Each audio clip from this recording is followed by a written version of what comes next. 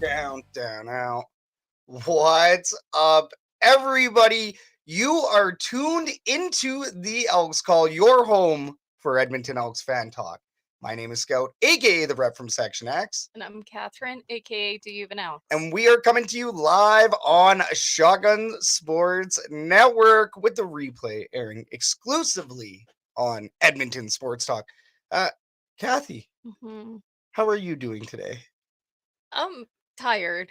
One of those days. You know, Wednesday sometimes feels like the Monday of the week because it's close enough to Friday. You know, it's almost done, but at the same time, it's the hump day, right? It's the hump day. It's that pushing past that. It's like you're there, right? But you don't want to finish the week, but you're already over the start. Yeah. Like it's not quite a Monday feeling, but it's the Wednesday feeling for sure. You're in the middle of it. Yeah. Yeah. You know who else is in the middle of it? The Edmonton Elks at 0-2. Not quite. I don't know if that's considered the middle, really, but here we are. Feels like we're in the middle of 2024. I mean, no kidding. We had a couple throwbacks on Thursday too, and unfortunately, this performance is a little bit of a throwback, but maybe throwback to 2022. Anyways, you know where we're going with this. Yes. Hey, you know what? We might be in for a long season, Edmonton Elks fans, but we have each other. So we can't thank you enough for riding with us. Make sure you hit the like, subscribe, and favorite buttons. Show some love because your support means everything to us here at Shotgun Sports Network. All right. Yeah, I know you saw that little piece of paper. We will have to talk about this. Our friend Christine from the Elks Team Store has given us this. So there you go. We'll talk about this in the Edmonton Sports Update, which is part of a stacked schedule here today. Yeah, no kidding. Very stacked schedule. Let's go through it, shall we? We're going to open up this show today with The More You Didn't Know, where we talk with our guest about a variety of topics, Mr. Chevy Thomas, waiting on the standby.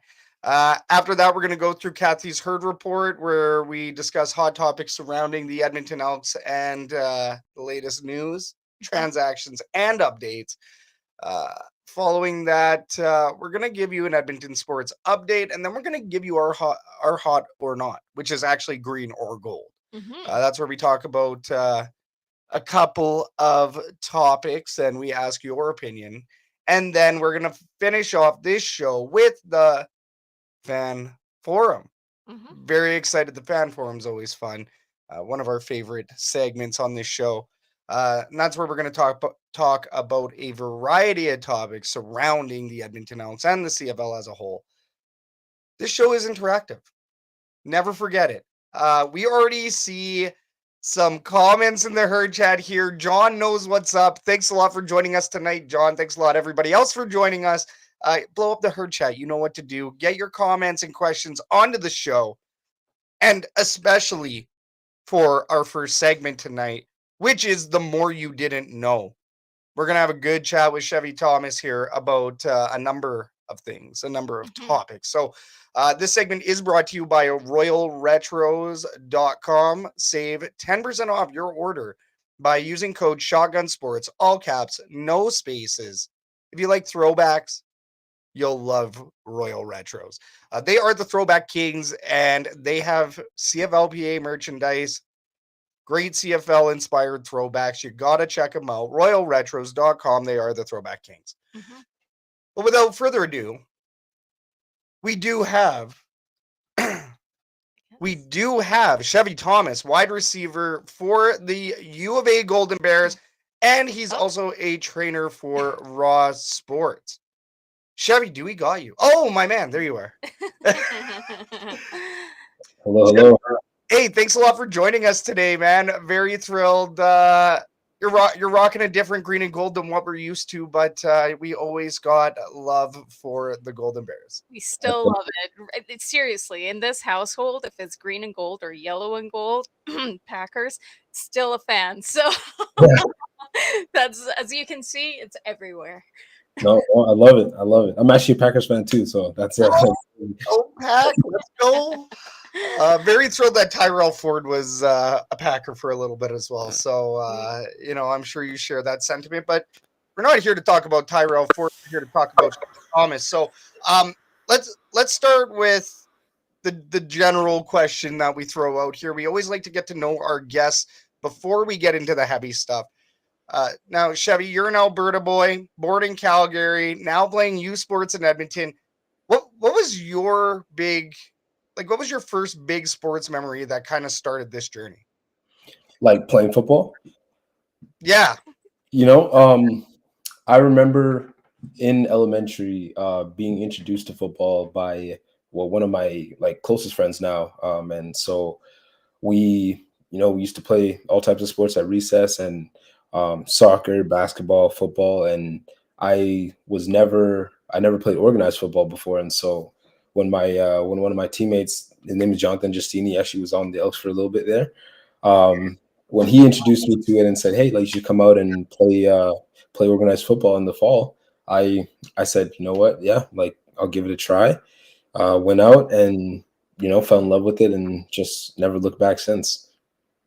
That's great. And I mean, we know that you've had to work very hard to get to this point, especially, coming out of high school. How tough was it to get noticed by youth sports teams? Yeah, it was pretty difficult. I won't lie. So it was only the summer going into my senior year that I fully realized and decided that I wanted to go and play youth sports football. And so everything leading up to that point, I just kind of played because I had fun with it and because a lot of my friends had been playing. And so in Calgary, similar to Edmonton, you play your Pee-wee, then you play Bantam, and then you play spring football. At the same time, you're playing high school. And so I just kept playing with my team, my community team called the Mavericks. And then summer going into grade 12, I remember friends of mine in my own friend group having gone on visits to university schools and having coaches reach out and these relationships that they were building. And I was like, well, hey, I don't think I'm done playing football yet, So I unfortunately for me, I didn't have all of that same interest from other programs and schools. And so I did the reaching out. I did my own recruiting where I wrote an email and I sent it to every school in the country, all 27 programs, saying, "Hey, this is who I am. This is my film. I'd be interested in playing football and continuing my education at your school." And a handful of schools got back to me, but it was really U of A that made the biggest effort, and that's something that I will forever appreciate with Coach Morris, having given me that opportunity. He came that summer, actually did an in-house visit with me and my family, and that really changed the game for me, because that really let me know the type of person he was and the amount of interest he had in me coming to the school and the belief he had in me. And so it was after that moment that I knew I was going to come to Edmonton and play at the U of A. Well, and how exciting was it to get that to get that good offer? Oh man, it was unreal, because he came to my house, and it was my mom and I. We had dinner with him, and him leaving and knowing that I just earned a scholarship to go and play university, knowing that I have a future to go to continue my school and go and play was an unreal feeling. It didn't even feel real at the moment, because it was only a few months ago before that I decided that that's something I wanted to do. And so for it to actualize in such a short amount of time, even though I still had my senior season to play, there was still options for me, I guess. But it was very special. It kind of ignited that fire some more, knowing that I'll get that opportunity. Oh, it's so cool. And Amazing. do you think that your academics, because obviously we know your academics were up there, do you think that kind of helped push that offer over the edge? I think so.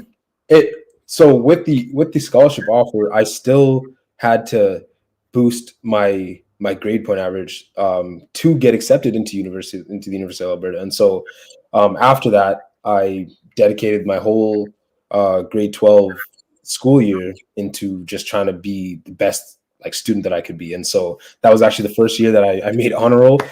So it was I always tell kids that I work with now that I was never the school guy. I kind of just always wanted to push myself that one letter grade, and so it was through high school. Actually, my coach would tell me, he would say to the team, he would say, like, if you're a C student, your goal shouldn't be right away to go to become an A student, because that's a lot of work. It's very hard, right? It should be become a C plus and then be a B student.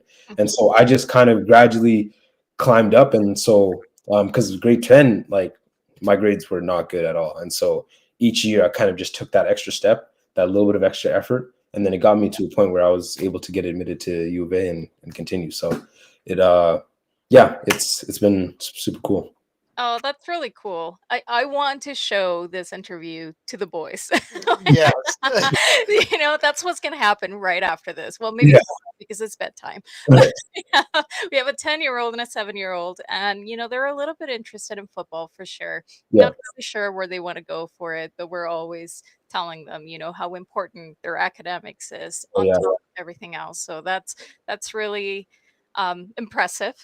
Well, It's really and cool. Colby Herford, aka Mr. Herford, happens to be yes, he happens to work at the school with the boys, so with their sons. So small world. I mean, it's always good, right? But also, that's why Scout is his biggest fan. Oh, that's awesome. Just don't tell Jake Serezna. But yes, you've accomplished many goals while playing for the U of A Golden Bears, both on and off the turf. So what are some of your favorite achievements? Like, personally, like, that first time I had over 100 yards receiving in a game, that was really special. That happened in 2021 for the first time. And I remember that game and just thinking of, like, how much fun I was having. Like, that was that was like a defining moment that year for me, because that was my first year actually playing, because I redshirted my first year, then there was COVID, and so 2021 was my first time actually playing. And so to be able to have a moment like that was really cool. Team wise, I would say, like, the whole 2023 season, like, that was some of the most fun I've ever had playing football. Even though it didn't end up the way we wanted it to, like falling short in the Hardy Cup or our conference championship, that season was still, like, the team was special, and that's something that I'll never forget. Oh man. Oh, we know. Yeah. We were there. And let me tell you something. I'm fairly new to football. I'm fairly new to the Edmonton Elks, and that's really my only experience so far up to that point. And then Scout told me, let's go see a game. And I am an alumni from the U of A, and I never went to any of the games around there. That was my first time, and it was the best game of football that I've ever seen in my life. It was so, like, even NHL, like, it was engaging. Some of the plays that I was watching were amazing. It was a completely different game. Well, in the cheerleading game down at field as They were well. pretty cool. Yeah, I'm not. This isn't like typical guy response. Yeah, cheerleaders. No. We look at the intricacies, right? Like, Kathy and I are looking at the cheerleaders. I'm like, the cheers are better. They have way more really spirit. good. Cold November night, we're watching. Was it November? It was November, right? So your guys' playoff game, 2023, against. That was the one. Is it Saskatchewan? The Huskies. Yeah, it was the Huskies. Yeah, so that was a crazy game. Watched you guys in that one. Jonathan Guastini, Matthew Peterson, like, he's going to be playing tomorrow now against the Elks. So, Chris Morris is now over with the Elks. But what everybody did that year, the Brent Cordy, him working the line. You go through that team top to bottom, coaching staff to turf, right? And it was something special. Heart broke in that Hardy Cup game. But, like, just, you're what, 1 minute away, one play away from the Hardy Cup. 51 seconds away from winning the Hardy Cup. It was, but all that being said, though, again, that game itself was also one of those moments that's, like, even though we lost, it was a special moment because of the level of, like, passion and commitment that you felt on the field, because the game swayed back and forth. Like, they jumped up on top of us, we came back, then the seasons changed. Like, it rained and then it stopped and the sun came out, and all these different emotions. The anthem at the beginning, it was Remembrance Day, and it was like just all these things, like, pulled into one singular moment. It was amazing. It was special, and that's that's part of what Chris Morris built over at Foot Field with you guys. Now, as we know, former head coach Chris Morris, he's now the president and CEO of the Double E. So, how much would you say Chris Morris impacted your growth and success with the Golden Bears? Oh man, I can't even like put into words how much he's had an impact in my life.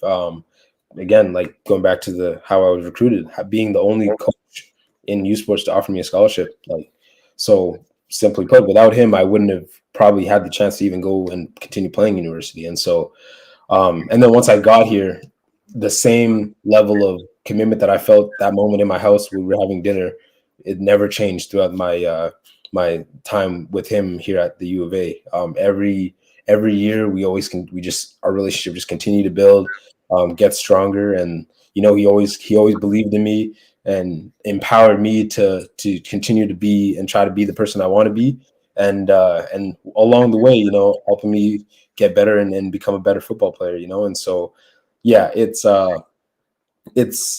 why it hurt so much when he got the opportunity with the Elks, because you would never you want to see somebody like that get every opportunity that they deserve, but when that means them leaving you, it's always a tough thing to swallow. But he's going and going to create another legacy outside of his playing legacy with the Elks, and create a new one behind management and things like that. So well, and I think one of the most special parts of Chris Morris's lasting prints here, I think what was special was to see the culture that he created. I mean, we're talking about a position where this guy has to be head coach, GM, sometimes sponsorships, sometimes 5 to 10 different roles, all within that head coaching role for Chris Morris. And then to see, that culture that he created with you guys on the turf.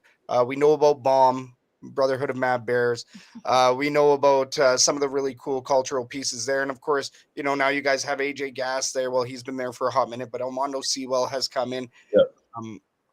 I believe Coach Stevenson Bone, right, is that's who you guys have right now at head coach. Yeah. He's going to get acclimated to that and try to proceed forward with what Chris Morris has built. And in my opinion, I don't believe in ever replacing anybody. Yeah. You can just try to put your own stamp on it, right? Which is what you're doing with the U of A Golden Bears. You're putting your own stamp on it and making some splashes as well, and we love to see that. Yes.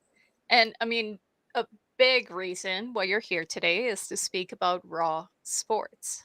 Yes. What is Raw Sports, and how did you get involved with this program?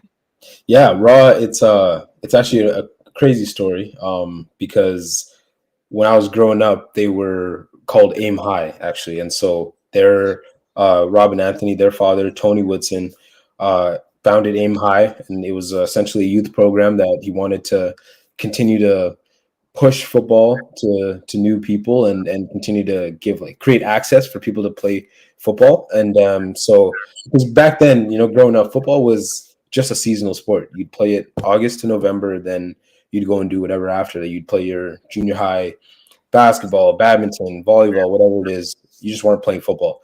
And then Aim High came in and kind of took over this space where it was now we had an opportunity for a few weeks in the winter to go and practice football. We'd go into an indoor dome and we'd go and play football almost year round. And so with that being created, it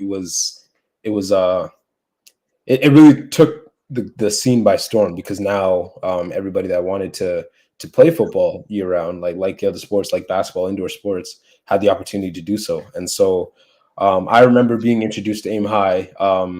Similar story to how I was recruited to U of A, by being granted a scholarship through my community team, and said that gave me the opportunity to go and continue to play.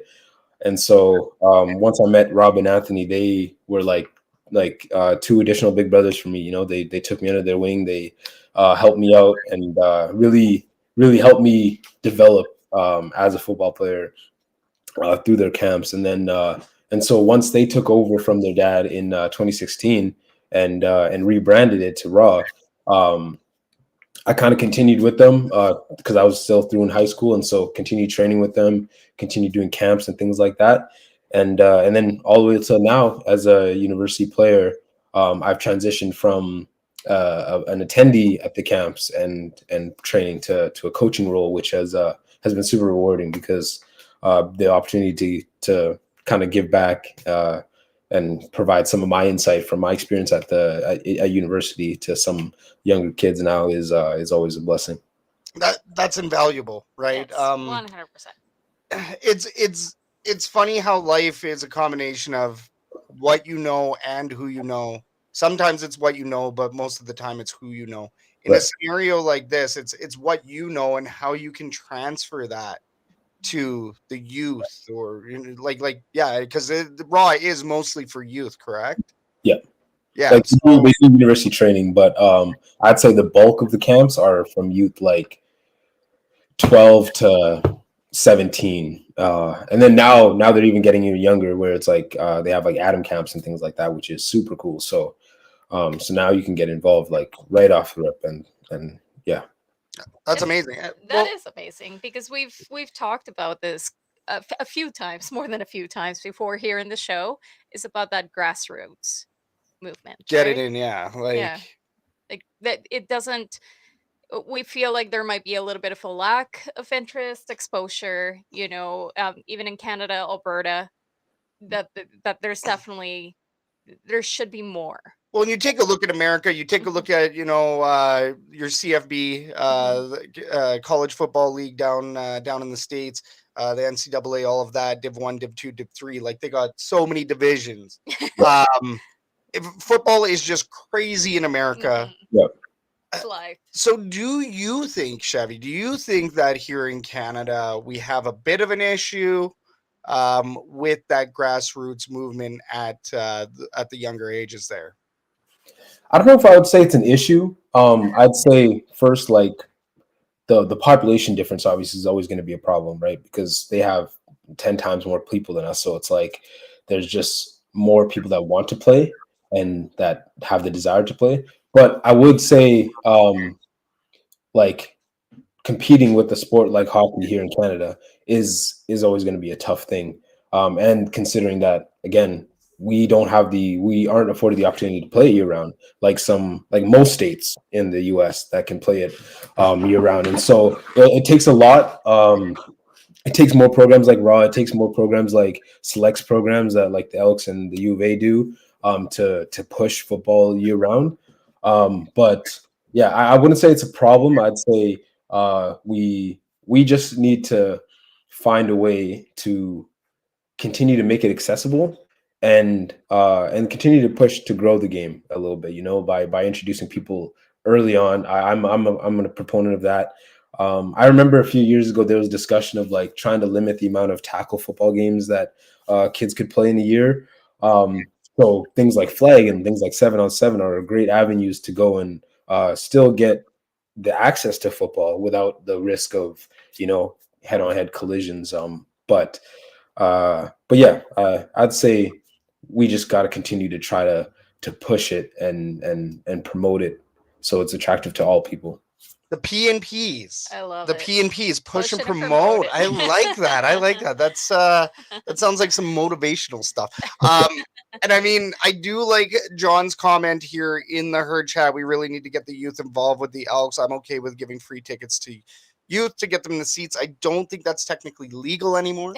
I don't think you can I'm just give not away the sure. tickets like that. But you know, in regards to the youth, yes, the Elks, like you said, they do have these programs now. They have Yeah, the Elks Select, they Elks actually have a Selects. camp now, They like an have actual camp. I believe it's like 7 weeks in September and October or something like that's the that. So Selects, for or oh, is that? no, Selects would be off season. That Mhm. might be the flag or the summer camps or something like Yes. that. Well, no, it's not summer It wouldn't anymore, be but it is summer. It wouldn't but be it is summer. definitely a new camp that they have introduced Yeah. for youth. So they're definitely taking that seriously. We have seen a lot more movement out there, especially for flag, that they're definitely pushing a lot of those programs. Now we just got to promote them Yeah. more. PMP baby, push and Yeah. promote. I like it. Yes. So That being said, what type of feedback are you hearing from students and parents? Is this a really popular um, camp? There you go. Wow. Spaced out there for a second. Sorry. No problem. In terms of like the raw camp, or in terms of like Camp. Yeah. yeah, I had the opportunity to be a head coach for my first camp with Raw this past spring, and so my camp ran from April 14th to right around the end of, or I guess right at the beginning of June, and so it was a 7.5, 8 week camp, and I thought it was awesome. It was a smaller camp compared to some of the sizes that they have in Calgary. I had about probably, I'd say, 60 kids that were on rotation that came different days. So it was Monday, Wednesday, Friday. And so kids could come 3 days, 2 days, just one day. And so each day had a different number of kids, but I'd say around total was like 60. And it was awesome. It was in Sherwood Park. It was a great opportunity to get to meet and connect with some of the kids and their families. I honestly preferred this type of camp over some of the shorter, like, week-long camps, just because when you have 7 weeks, 8 weeks, you really can actually build a relationship with the kids and get to know them. And so the first week they come in, they're shy, they don't know you, their parents signed them up to come, and so they're just forced to be there. But then by the end, you get to see the transition where they're excited to be there. They love the camp, and they love to come out and play football. And so I find that, and that's actually one of Raw's like core principles, is just you got to make it enjoyable first, because with youth, aged 8 to 12, if they're not having fun with it, they're not going to want to do it again. And so you need to find a way to make it fun, but at the same time, actually be useful in terms of gaining skill and conditioning and things of that nature. And so I had a great time, and I got some pretty good feedback from some of the parents, and so I think people are looking forward to more camps like this in the future.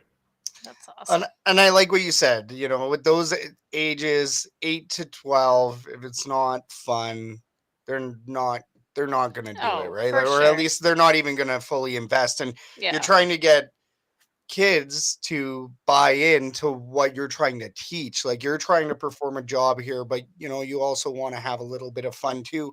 For Yeah. you have a lot of responsibility. The kids get to Yeah. have fun. So finding that middle ground sometimes could be challenging. Totally. And I agree. I also agree with the whole spreading it out over weeks rather than having a long week, a week long kind of system that you have. We've seen it with the boys' camps. They go to soccer camps, and they have done both. They've done the week long. They just go every day from Monday to Friday, playing soccer and doing other activities. And it's like they do it and then they forget it.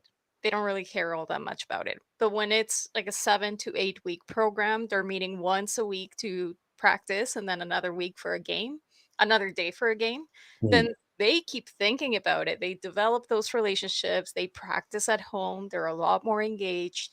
And at the end of the day, they want to do it again. For So sure. I love that's how those camps work for totally. sure.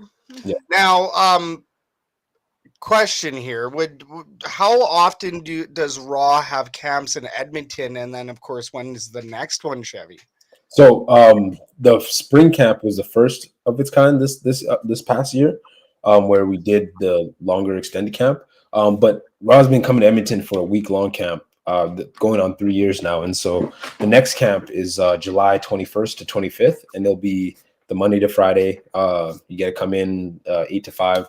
Honestly, it's good for parents too, because it's a way to get the kids out of the house for a few hours. It's summertime. Still yeah, Yeah.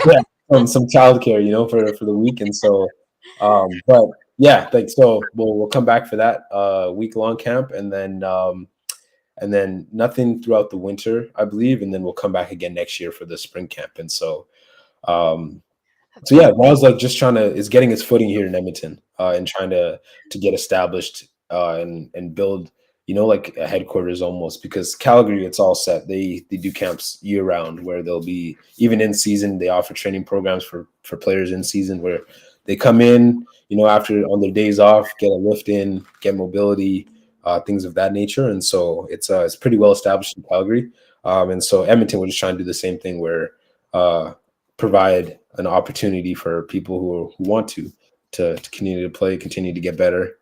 Year round. And That's awesome. Raw is really big in Is Calgary. it? Yeah. I mean, the main account, the headquarters is kind of out of Calgary as well, so it's understandable why that base has grown so big down there. But For sure. yeah, I mean, we gotta see this up here. We want to see We it gotta get push better, it, right? you know, Get for bigger. selfish reasons for next year's spring camps. We Yeah. gotta make this happen. Aiden So- Kyle, you're going to Raw.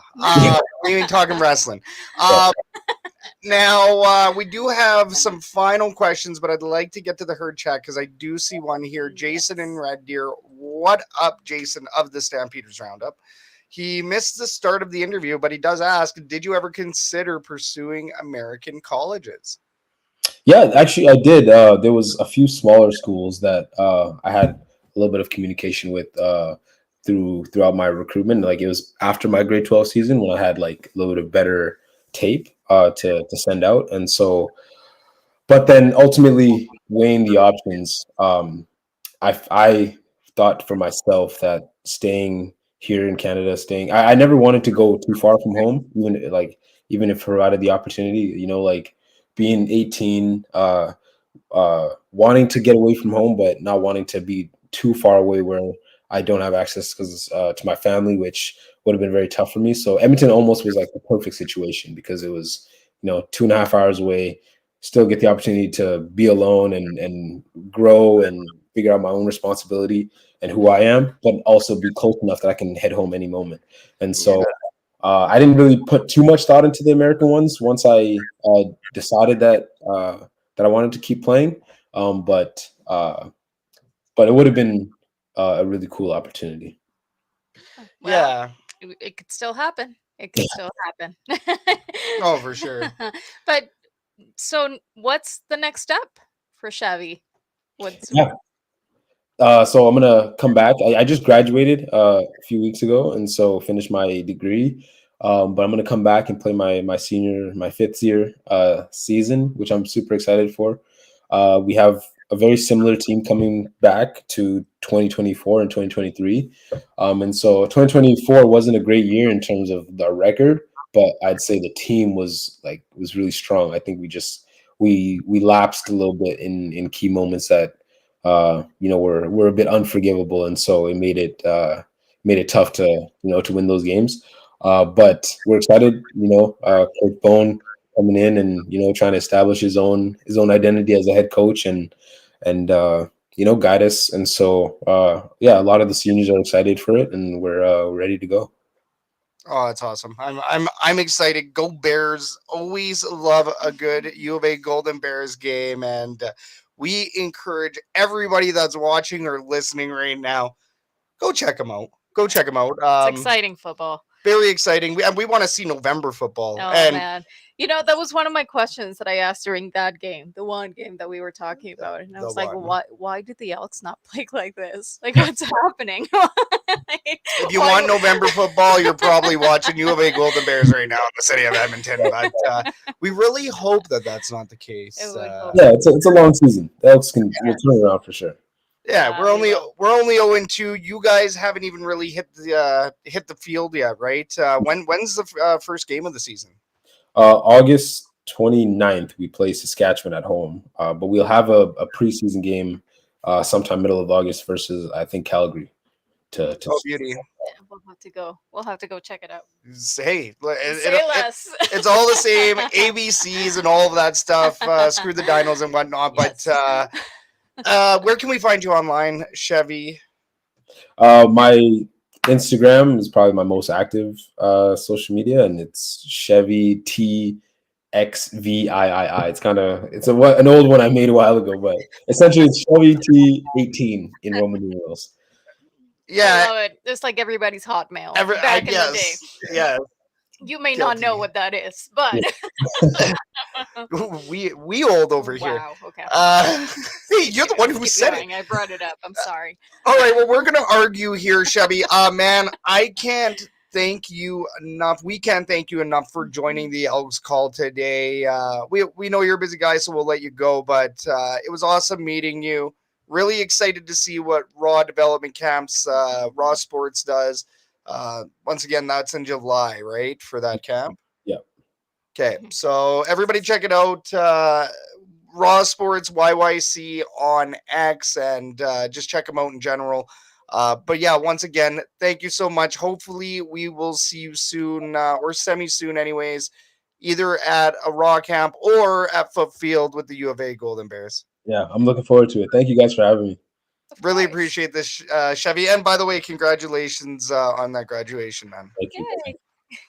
Okay, thanks again. Have an Thank you awesome so one. much. Have a good night. You as well. Cheers. And that was receiver for the U of A Golden Bears and coach for Raw Sports. That was Chevy Thomas. What a story. It's always so heartwarming, when you see youth that are successful, that are chasing their dreams. They're really good at it. And on top of that, helping the community. Yeah. Like, come on. Well, he didn't even know that he wanted to be a football player. I know. I think that's really one of the cool. coolest parts. And now, he's kind of rising up the ranks. He's doing some things. He might be in the CFL potentially next. Well, maybe, but yeah, it'd be next season. Yeah, so we'll see. But best of luck to Chevy, and we are definitely going to check him out at a U of A Golden Bears game. Totally. Let's get it. But enough about the green and gold that has been to the playoffs in the last couple of years. Let's talk about the green and gold that hasn't been in the playoffs for the last couple of years. Let's move right on to Kathy's Herd Report, where we talk about recent news, transactions, and everything else. Today's Herd Report is brought to you by the Rouge, White, and Blue podcast. Oz and Joe have you covered on the latest happenings in the CFL from across multiple borders. Americans talking Canadian football. Rouge, White, and Blue. Only on SSN. Yeah, Kathy, this game. Okay, we got to talk about it. Listen, this is going to be a fast one. I'm not going to lie. I'm okay with that. So I definitely would like to preface it with a comment that we had from John right at the beginning of the show, saying that we might be 0-3 this week. So we know who we're playing next, but we will end well.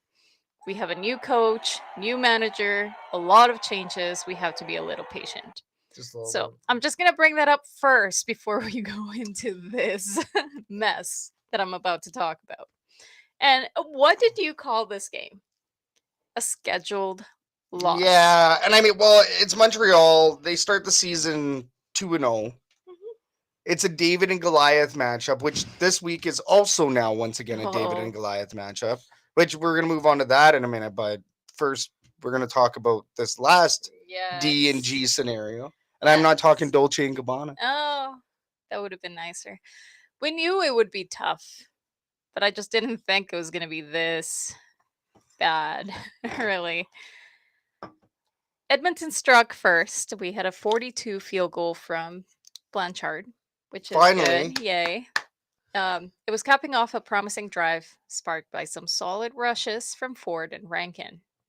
However, Montreal quickly took control with Alexander Davies leading a long, efficient drive. Oh wow! You just pulled the CFL. You just pulled the CFL. Alexander Davis is not his name, despite what anybody thinks. Davis Alexander is not his name. It's Davis Alexander. It's not Alexander Davis. Who has Alexander as a last name?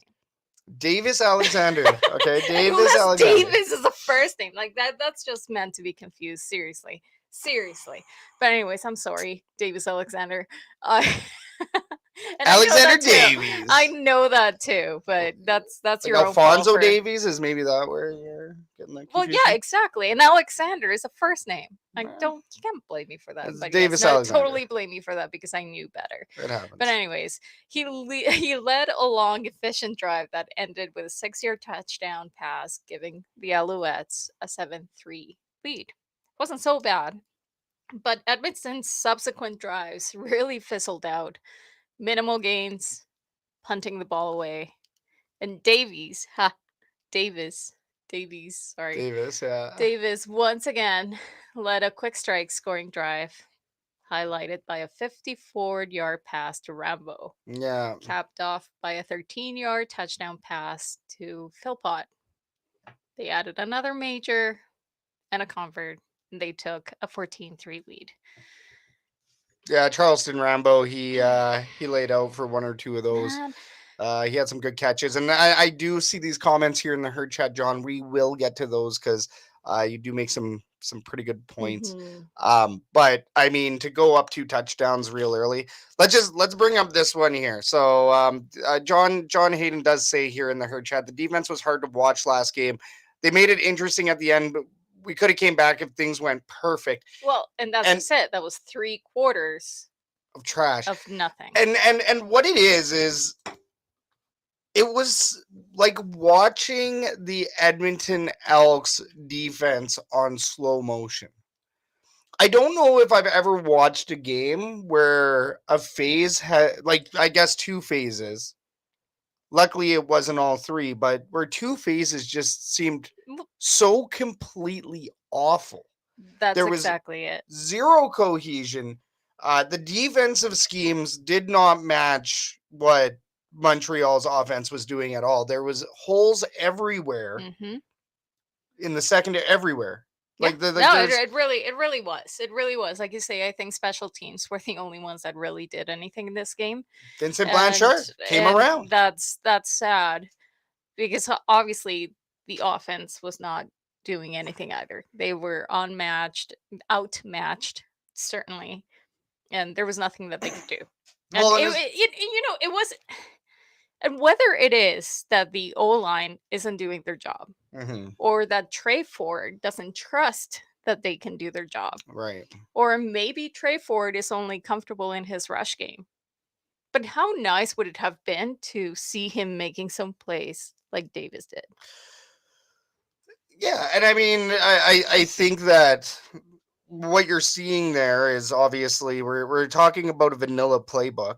I think the playbook still looks very vanilla. Like the offense is very plain Jane simple, not tailored to what Trey Ford does.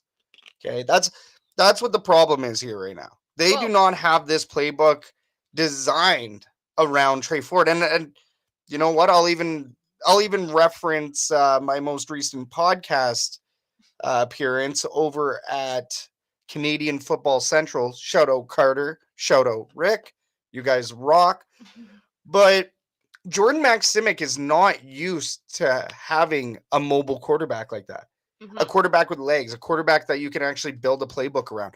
He's never had to do that. He's never had to build a playbook around somebody that has this type of scramblability, runability. What it is Jordan Maximic is used to Nathan Rourke's. He's used to Michael Riley's. Jordan Maximic is just used to different quarterbacks that have a different skill set. Michael Riley may have been a running quarterback at some point. He may have been a running quarterback at some point. But the reality is that he developed in the pocket. And this is what I was saying on Canadian Football Central. Just a little side note on that. I was thinking about this when I was looking back on the episode, and I think we're going to start playing a drinking game here. Every time I say Michael Riley. Every time that Scout says Michael Riley in this I said Nathan Rourke. I said Nathan Rourke first. But yes, I am going to manage every time that Scout says Michael Riley in this podcast. I miss him. You guys have to take a shot. I like that. Because otherwise we won't have a show. I will be drunk. No, not you. They do. But anyway, sorry to interrupt your rant. My rants. No, but Ken Shapka here in the herd chat. What up? Game day, baby. Which is tomorrow. I feel the play calling is not set yet, and that's I would say that's obvious at this point. This book, this team, like this is going to be a 2-year reclamation project. Yeah. Right. That's kind of what we're looking at here. Yeah. This is going to be 2 years to get this ship completely righted. And they might get there. I do agree with John saying that there's a little patience, but at the same time, I can see how it can be really frustrating, right? Because some of these things really could have been avoided. Yeah. Ken, what he says here, they were reacting, not attacking for Yeah. some of that. Obviously, there's still a little bit of hesitation, whether it is coming from the offense, from Trey Ford, from the Right. defense, right? It's just like, so two faces of that team were just not playing during Yeah. this game. During the second quarter, the only score of the second quarter was a field goal by Vincent Blanchard, which, hey, good for him. Thank you. Finally. Yeah. But seriously, only rushing plays or short passes resulting in turnover on downs, pass interference, illegal contact penalties. The defense was lacking in the second quarter as well. Yeah. One sack, an interception inside the red zone. Well, that was actually inside the end zone, I believe. Yeah, of course. That was the end zone, yeah. So I mean, that was Trey Ford. He was targeting Zach Mathis, and surprise, ended up getting intercepted. Like right before Zach Mathis had the ball in his hands. It was a really good swoop. It wasn't a swoop and score. He didn't scoop the ball. They souped it. They scooped the ball. No, it wasn't a scoop and score scenario, thankfully for us. But I mean, we didn't get any points out of that interception, and I saw what happened. Trey Ford had Zach Mathis, but then Montreal had him. Yeah. And that's just it. I don't know. I think you mentioned that the Montreal just seemed to know exactly where Trey was going at all times. Yeah. And Trey was not taking the time to make that second or third assessment. Well, and Jed Roberts said it. Shout out Jed Roberts, Double E alumni, green and gold, former Eskimo. Jed Roberts said it best. Noel Thorpe gambled with a game plan to take out Trey Ford's first read and to make him panic. And that paid off because Trey Ford, he looked panicked, he panicked. Especially for that first half, right? Yeah. And then Ken here in the herd chat, I like this. Zach needs to get that ball. We're talking about this interception. Zach needs to get that ball. He's a tall receiver. He has to be aggressive. I think that's true. I mean, Zach Mathis is coming in on his second year. He's not that timid, shy guy in the corner anymore, putting his hand up and at the back of the class. No, dude, you got to be a leader. You gotta, you got to step it up. You got to step up the play. Yeah, and I feel like everybody by could example. have. Yeah, I feel like everybody could have been a lot more aggressive. And I'm not talking penalty wise. Like now you're taking it out on players. Wrong but aggressive. No, have confidence in your plays, have confidence in what you're doing and going for it rather than just looking hesitant and not really going for some of the plays that they could have, right? The third quarter saw both of the defenses tighten up on this one. It led to several stall drives, punts on both sides. Right. Same story though. Turnover and down, sad party. That's what I called it during that one. Topped with a couple of sacks. Montreal got a field goal. And as John had mentioned, I believe, now please note that this was MBT, McLeod Bethel Thompson at this point in QBO. Bethel.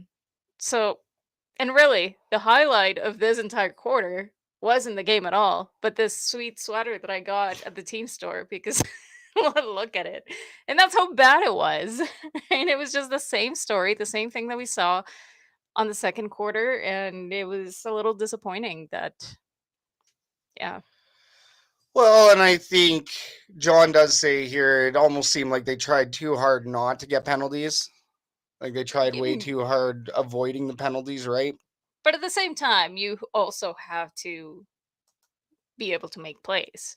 I feel like there's a difference between making disciplined plays and undisciplined plays. Right. Like you could do something that you know for sure is going to give you a penalty unless it's an accident and then you just accidentally did something that caused a penalty. 50-50 penalties, yeah. Yeah, but at the same time, there's a lot of those that, hey, you got to go for it. Yeah.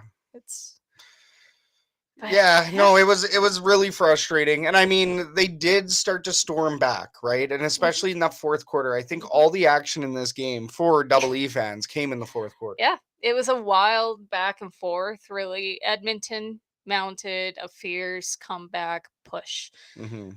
Why wait until the 4th, though? That's Like, well, a little bit of garbage time. It's a little bit of garbage time. It's the identity of this team right now, which a little too late. identity crisis. This team already has an identity crisis in the stadium. We're not even talking about that yet.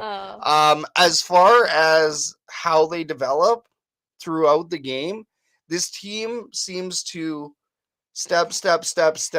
They start to get more cohesive. They start to get better as the game goes on, as we start to enter garbage time. You can take 3 quarters to warm up.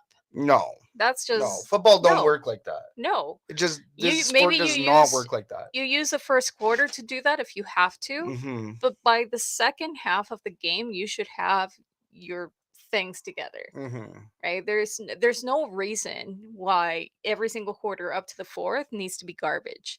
Because the reality, and we talked about it, is that if they had had a different start of the game, chances are with the same 4th quarter, we would have had the game. Yeah, and I mean this team seems to have bad starts right now. Yeah. It's bad starts. They're not scoring immediately. Like that field goal that we got, I believe there was that 42. That 42 by Vincent Blanchard. That was the only lead we had for the entire Yeah. game. Like Yeah. I mean, even when the Elks won in Mhm. preseason, we won on last minute touchdown, and I don't think we actually led that game at all. Yeah. Am I True. crazy? Am I? I can't remember. Because remember, we went through Trey Ford, we went through Cody Fajardo. Oh, Everybody was yeah. looking rough, and then Cole, MF, and Snyder comes in. No, Trey Ford did get a touchdown. Oh, he did get a early. tutty? Yeah, he did early in the game. Okay. Yeah, he rushed it in too, Okay. and then Cody Fajardo as well. So yeah, no, he did. But anyway, this is kind of how the team is working right now. Yeah. It's really slow starts. The season is a slow start. yeah, The game is a slow start, and they seem to get better as time goes on. That's basically how last season was. yeah. You very, take a very look. Similar. Very similar. eerily similar. And Yeah. guess what? The schedule was very similar too. Well, they didn't have a bye week so early. No, but I mean, we had BC. We had Mhm. might not have been a Winnipeg, but I Yeah. want to say we had Montreal. Was Montreal? I can't remember. That's too long ago. Anyway, Either way, what was extremely similar was 0-3. yeah. And 0-3 Yeah. is knocking on the door right now. We're at 0-2 right Yeah, now, and and 0-3 is once knocking on the again, door. we know who we're playing next. But anyway, Trey Ford did get the first touchdown of the game with an 18-yard touchdown run, followed by a successful 2-point conversion. So that was exciting. Justin Rankin getting overutilized Yeah. at that point. Not long after, he connected with Curly Gittens Jr. for a 33-yard touchdown and later fired a 51-yard pass to Joanne Grant. Finally, that was the pass that I have been waiting for the entire game, because Yeah. I definitely remember asking, why is he not passing the ball? Why is he rushing? Why is he doing short passes? Why are we not seeing any? Like, I know that the rushing game is his thing. That's his Right. game. Yeah. That's what he does best. But for sometimes you really truly need some of those long passes. Mhm. That's why it was a turnover on down sad party, because he just refused to do the long passes. Regardless of what it was, whether it was, once again, I bring it back. If it was the O line or him not trusting the O line, of whatever it may be, you still need some of those plays Oh yeah. to make. Well, to keep a defense honest. Of course. That's what it is. It's not even about just wanting those plays or excitement or whatever. No, you want to make big plays early because you want to be unpredictable. Mhm. If the opposing defensive coordinator can predict that offense, which this team has been very predictable, we've talked about it for years now on this show, literally and for it's years. what Ken says here in the chat. Unfortunately, that is the coaching, Yeah. and they are in learning mode as well. Oh, totally. I mean, and that's why I say this is going to be a 2-year reclamation Mhm. project. Like in order to get the double E's back, to get this team back on track completely, much more than just a name. It's going to be 2 years of everybody getting used to each other's systems, meshing it together, and building wins. Yeah, And- building and- that chemistry. And based on all of this, except for the fourth quarter, it looks like we are still miles away. Oh, and you see glimpses of brilliancy, right? You definitely see what it could be, what this team could be. But unfortunately, it requires a little bit more discipline. Edmonton's defense definitely forced several punts and a sack, but they had a roughing the passer penalty. They had some missed tackles, and it just allowed Montreal to chew up time and maintain control. So, But what about the onside kick with 13 minutes left? 13 minutes left. Oh, did I miss that one? I thought that was the No, that was the one that with 13. It was 13. I thought it was 3 minutes. Because No. there was an onside kick. And we at got that, 2 and we got that one at 2:35. We got that one. That was a 13? It was 13. That's As per wild. the Elks Herd's 3 thoughts. Oh my You goodness. can check her out over there. Well, don't trust the CFL website. That's all I gotta say. I was looking. This is the second time that I mentioned this, but it was absolutely horrible with their game recap and their game tracker. Yeah, good luck with that game tracker Oh over my there. gosh, it was absolutely horrible. But maybe that's why I missed it. But 13 minutes. I seriously thought it was a lot less than that. No. That's wild. Like, why would you? And once again, that's coaching. That is 110% coaching. You do not, and Coach Killam did own up to it. Said, yeah, that's on me. I thought we could pull it off, and we didn't. And he's like, that's something that I'm going to clean up next time. But the reality is that you should not be, especially when you have so much time left. They were within 2 majors. They needed 2 majors in order to tie the game. And instead you call an onside kick, which I even called it offside kick on the 3 thoughts. You're talking about a couple bevies later and everything else. We're never going to be perfect. But 13 minutes left, 12 to 13 minutes, and you go ahead and you kick an onside kick when you could simply just march the ball down the field with some, maybe different play calling, maybe some long balls. Ken here, there are only 2 inside routes all game. That does not open up the long ball. Yeah. It's a vanilla offense. Very true. It's a vanilla game plan.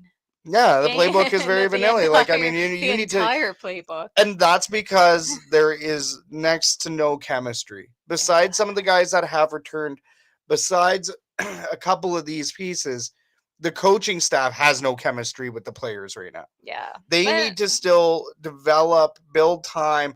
They still need to be around each other a heck of a lot more than what they have. Because if you take a look at any other football program, you have at least 50% of your roster moving forward year over year. And the coaching staff generally doesn't change much. Oh, yeah. We saw so many new faces. It was absolutely insane. It's a lot of new players. It's a lot of new coaches. Like Coach Steven Sorrells is like one of 2 or 3 returning coaches from last year. Yeah. And Demetrius Maxey has been in the building, but he wasn't specifically with this team last year. Yeah. Right. So you take a look at some of these pieces. Coach Killam, he's never been a coach for the Double E. Yeah. It'll take time. This is going to take a lot of time. It'll take time. I think everybody's just more than entitled to be frustrated so early in the season when, to be honest, we understand that it can be chemistry and giving them time to get acclimatized to everybody and work on the playbook and everything that they have going on. But at the same time, things like penalties. Yeah. Come on. Right. Those are a couple of little things that you can fix right away by making it a more disciplined team. Right. Or, the kicker situation, although Vincent Blanchard had he had himself a great game. So he's pulled it around. You know what? Maybe he just needed to warm up as well in the first couple of games, and which everybody does. And this team will get there. Yeah. Please believe. I mean, we're still going to be there every game. We recognize that this is looking to be a lot longer than where we thought it was. It's going to take longer for this team to get up there. I don't think anybody was actually truly expecting Grey Cup immediately, but we're also early on in the season. We're only at 0-2 right now. And I mean, 38-28 loss. Yeah, it was close. I mean, seriously, if they had changed things a little bit in the first, second, and third quarter. I think that score is a little bit deceiving, though. I think a 38-28. It says that it's within 10 points, but that game looked way farther apart.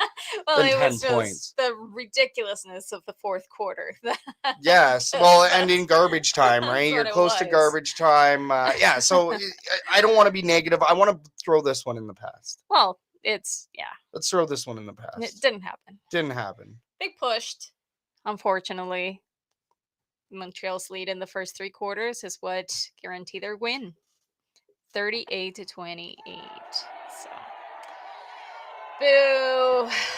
We won't talk about the bad because I'm just gonna say that it was all of the above. Yeah. The good, Blanchard. Yeah. He 2 had for 2. himself a good game. Yeah. Stephen Dunbar Jr. He had 97 receiving yards from 7 catches. Yeah. And Justin Rankin, he led all players with 76 rushing yards on 12 carries. I like it. So, let's talk transactions. Yeah. On June 21st, American defensive back Emmanuel Rugamba was released. Yeah.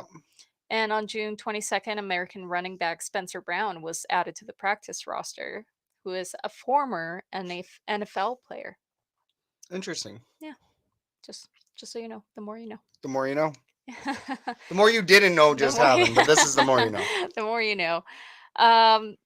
There is one injury, David Beard with a calf injury. He's out and he's been placed in the 6-week injury list.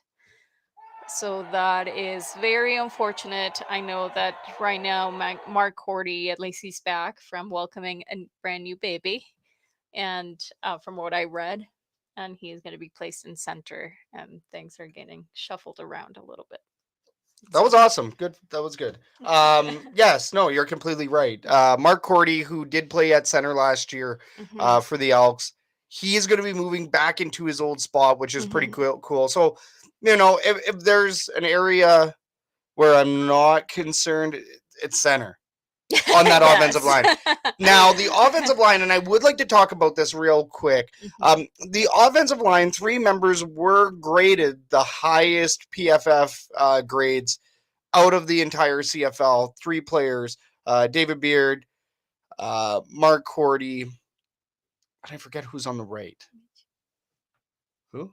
No, sorry, I said I'm itchy. Oh, okay. I was like, whoa. I talked out That's loud. not the player. That's not the player. But anyways, 3 players on that line. Your outside guards, I believe. Is it guards or tackles? Either way, your guys on the ends, they did not receive those gradings. PFF is grading these guys very, very high. I think those 3 in the middle might have did great, but the guys on the ends did terrible. And also, you know, that pocket wasn't exactly the finest. Montreal's defense. There were sacks, for sure. Yeah. There were some sacks. Yeah. 3 or 4. And John did ask here, is Rankin okay then? He was banged up last game. It appears that Rankin will be playing. I do know that that's why they brought in the practice roster, a practice roster player in Spencer Brown. They were kind of, you know, going for an insurance route there. Yeah, I think so. And I would say that they may not need to use them. So we might see a running back released next week, but time will tell. Time will tell. Yeah, we'll see. But what's next? The Edmonton Elks face the Winnipeg Blue Bombers at 6:30 p.m. on July 6th for a home game. The one thing that I did say we were going to bring up is the Edmonton's Food Bank Souptacular event. So it's for the food bank, Edmontonians, anybody. Souptacular. Super. Bring soup. If you can afford it, if you're able to, bring any soup, or we'll also post the link to their donations. If you don't have any soup around, they're also accepting donations. That is not the actual food bank. It is a separate food bank, and it's a program that donates soup to other organizations that provide food assistance for shelters, the Edmonton Women's Shelter, and the Youth Empowerment and Support Services. So definitely a really good cause. Make sure that the next home game you bring soup. I like how they're like, okay, nobody's going to use or nobody's going to eat the soup in the middle of summer. So why don't we just go ahead and take it off your Get hands? all the soup. You know, Give us the soup for a good cause. Yeah, some of those cans last for a long time. Make sure that you check your expiry dates, because I did find a can of beans out in the pantry that were like 5 years old. So We could have a whole episode on you and expiry dates. We could have a whole episode about it. But if I go down this path now, we're going to be talking about all sorts of episodes we could have. Oh my And goodness. for today, we are just talking Edmonton Elks on the Elks Call, so we're not gonna go over that. Just bring soup. Next game, bring soup. That's it. Not Yes. expiring. Yes. And yes, do you want to talk about this? We're gonna talk about this in this next segment. Okay. And this next segment is the Edmonton Sports Update.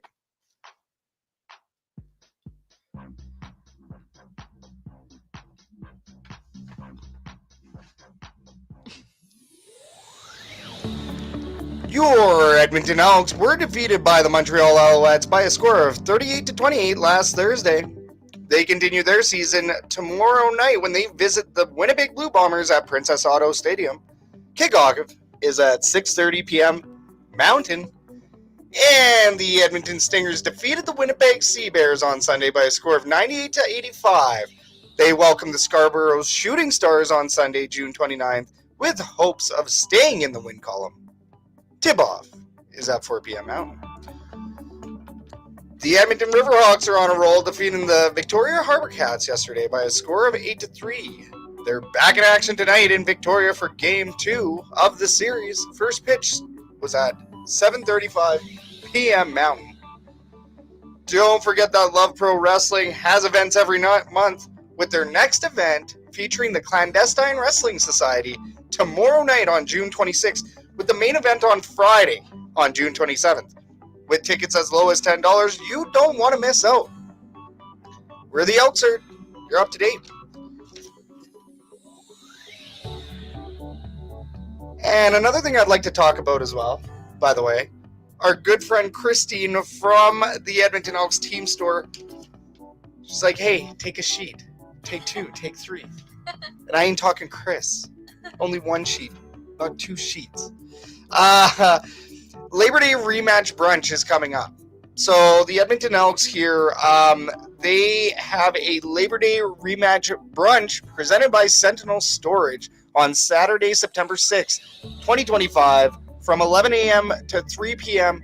at the Edmonton Expo Center, Hall F. So get ready to kick off the Labor Day rematch in true Edmonton style with the inaugural Labor Day rematch brunch, presented by Sentinel Storage. A spirited, high-energy celebration bringing fans together for food, fun, and football.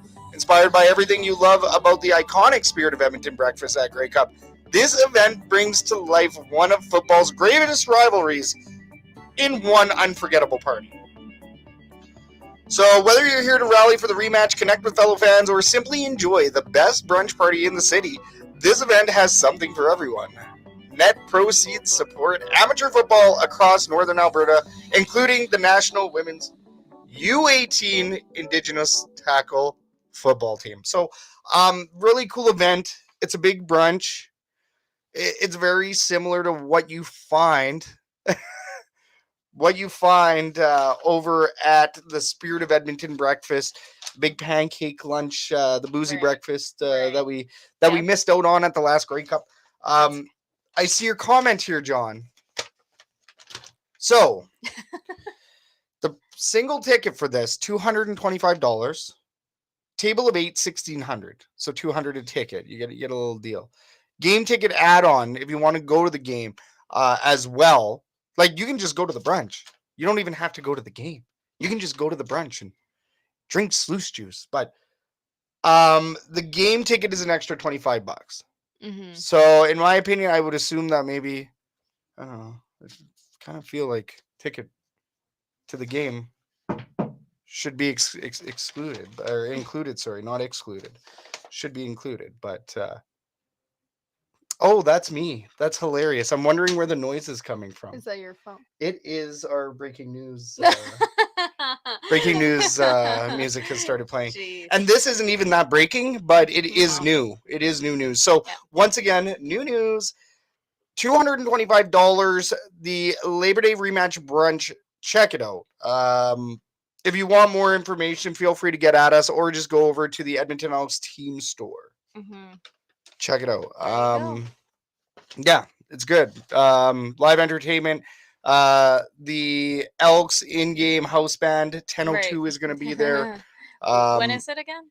This is September Saturday, 6th. September 6th. September Okay. 6th, Saturday morning, because the Labor Day rematch is most likely Saturday night. Yeah, Right. it is the 6th. Right. It is definitely the 6th. And we ain't going to miss it. John, are we going to go to this? We're undecided at this very moment. Yeah, I'm not sure. Very undecided. It'll depend on schedules. Or and game all the time good stuff. decision. Yeah. Game time decision. That's how we work around here. Yeah, but it is really cool. They even have like a sweet little graphic and everything. So yeah, kind of there's, if anybody's watching, there's your graphic. Really nice, all that custom branding and everything. So the new 2025 branding, which is nice. So a big shout out to Christine over at the team store for being awesome.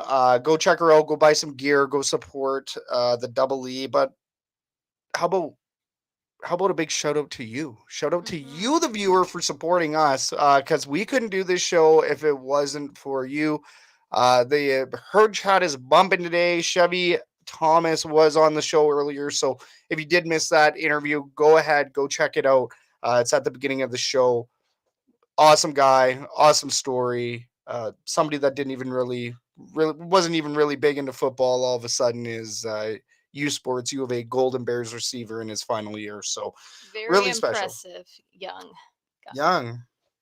Very, very, very impressive conversation. Very impressive man, young man, but he is a big green and gold guy, and we are big green and gold people.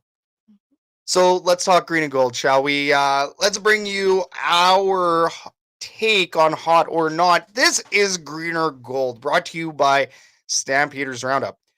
If you're a Stamps fan and you're listening to our show, you might as well just buy some tickets to the Labor Day rematch brunch and go get some green and gold face paint while you're at it. But if you're really dedicated to that team, you can check out Jason's show exclusively on Shotgun Sports Network. Okay, green or gold. So this is what we're going to do here, folks. You've watched the show before, you know how it goes. But if you are a new viewer, new listener, this is green or gold. So we're going to bring up a topic or item, and if you like it, you're going to vote gold. If you don't like it, you're going to vote green. Herd chat, you're already doing it. Keep doing it. Blow it up to make sure your voice is heard. H-E-R-D, heard. All right, let's take a look at these topics here. All right. Ooh, controversial takes here. Okay, I like this. All right, first question. The removal of the Elks logos all across Commonwealth Stadium. Catherine, is this a green or a gold for you? I don't know. I don't have strong opinions on that one, to be honest. I mean, I like the logo, but I don't. Are you gonna say like a secret white here, like What's the the secret combination color? of green and gold? It's the Like white. I don't really like. Yeah, I don't know. It's the I'm gonna white. say I'm gonna say gold, mostly because I do like the double E logo. But it's like, to be honest, it's not like I really notice those things all that much. It's You're Yeah, wild. it's not that big of a deal to me, to be honest. I don't care all that much. Well, for some of us, it's a pretty big deal. So therefore, I'm gonna say green. I like that elk head logo. I think it was one of the better, if not the best, logos in the league. If you're gonna do an animal logo, I like the elk head. I'm sorry. Then and you got to remember, I came in with these. Well, Yeah. more so the ones directly behind us, those double E's. That's what I came in with. Yeah, I know the kids love it. The kids definitely love the logo, but Yeah. me personally, I don't care all that much. All right, Elks Herd. Okay, Elks Herd. Let's take a look here at the herd chat comments. John Kirby in the herd chat. What up again, John? Gold. It's a gold for John. Ken Shapka is saying gold. John Hayden is saying green with feedback. Considering all the Elks merch, the logo isn't going anywhere. Getting false hope to some fans. I like that. I like It is that. false hope, definitely. I like that. I think there's a lot of things, and we've had our heated discussions about this for sure. About where some of these things are going and what it may mean. We don't know. Everything's speculation at this point, of course. Um, but at the same time, it's preferences, right? And like I say, kids love it personally, and Yeah. I do think that that's something that they connected with really, really well. John says that over here, and kids are Mhm. the future. They love the Elks. But at the same time, I also agree with Ken here in the chat saying that it's a little too cartoonish for me. Yeah. So, I mean, it depends on how you look at it, right? For me, it's a logo that is just posted everywhere, whether it is the Double E or the Elks. It's just like seeing the Nike brand everywhere in Sure. all the shoes that you do, Right. right? It's just a logo. The It's double not. E's are iconic, Yeah, right? of Like course. it's a very traditional look, and I mean, we're actually going to talk a little bit more about this in the fan forum. So we got we got some good stuff. We see you in there, John Kirby, with those comments in the her chat. We're actually going to get to that in just a bit. But John does think that there's going to be more butts in the seats and the upper deck will open once all of the elk is removed. So, Maybe. um, Once again, all of that is speculation as to where a lot of these things are going, right? And Yeah. I think it's going to be one of those situations that we'll see. We'll see. we'll have to see. We'll have to see. Okay, green or gold? Thursday games on back-to-back weeks. Horrible. Green. Green. Freaking green. I hate Thursday night games. Hate them. And especially home games. Like I don't mind them on the TV. It'll be Yeah. fine. But home games, like it's just so rushed. You're so rushed to get there.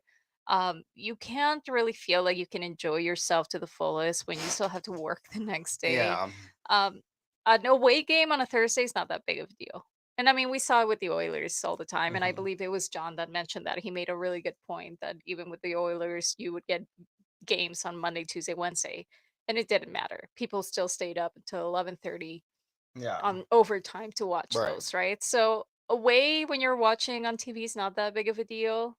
Home, back to backs. Back to back. That's the Yeah, question. it's yeah, it's harsh. I still enjoy my games on the weekends.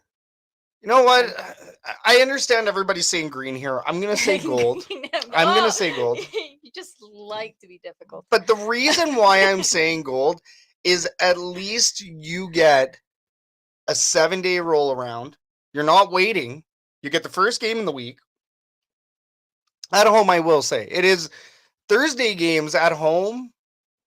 I'm gonna say green on that for sure. See, even tailgate, they can't fill. They have to be there by 4, and people sometimes don't finish work until 5. That's and true. at that point, they can't get into That the is true. tailgate technically, right? So it's just no, I hate it. No, you're not wrong. But I mean, John here does say Winnipeg Blue Bombers almost sold out the stadium on a Thursday night for their home opener, and this game coming up already has over 30,000 sold. Yeah. 30,000 tickets sold. But I mean, it's also the franchise, right? I mean, you can't. It's like comparing an Edmonton Elks game to an Oilers playoff game. Like really, Yeah.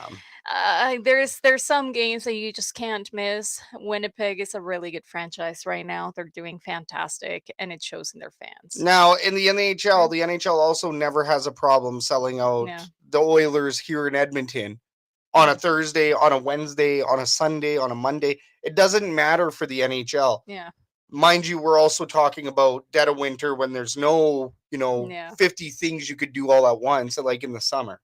Yeah, Right? that's true. So too. I mean, understand that. we're coming up on a holiday over here. Who's to say that people are not already looking to get out of Dodge on Thursday? People are camping. Yeah, exactly. And people are going to leave out of town early, sure. But I will say, I like Thursday back to back, even though Ken does say it's weird. I'm never going to deny anybody an opinion. But back to back. Way good. Home bad. Back to back is just weird. It doesn't happen very often, right? So I like a rare event. I like rare things.